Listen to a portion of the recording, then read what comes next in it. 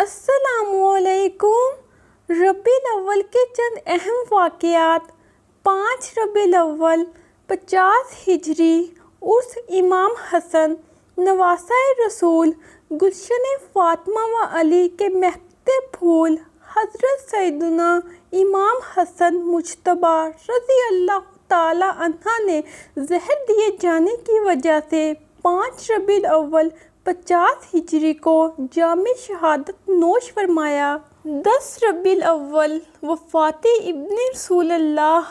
10 ربیع الاول 10 ہجری کو رسول کریم صلی اللہ علیہ وآلہ وسلم کے سب سے چھوٹے شہزادے حضرت سیدنا ابراہیم رضی اللہ تعالیٰ عنہ کا وصال ہوا۔ 12 ربیع الاول ولادت مصطفیٰ۔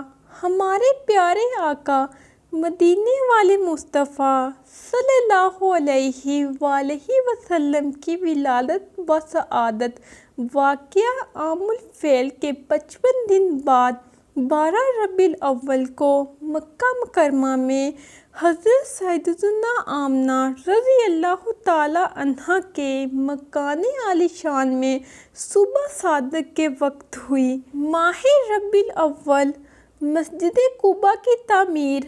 اعلان نبوت کے 13ویں سال سرکار مدینہ صلی اللہ علیہ وآلہ وسلم نے مدینہ منورہ کی طرف ہجرت فرمائی اور 12 ربیع الاول کو قباء پہنچے، جہاں آپ نے مسجد کی بنیاد رکھی اور اس مسجد کی تعمیر میں صحابہ کرام رضی اللہ تعالیٰ عنہما کے ساتھ بذات خود حصہ لیا۔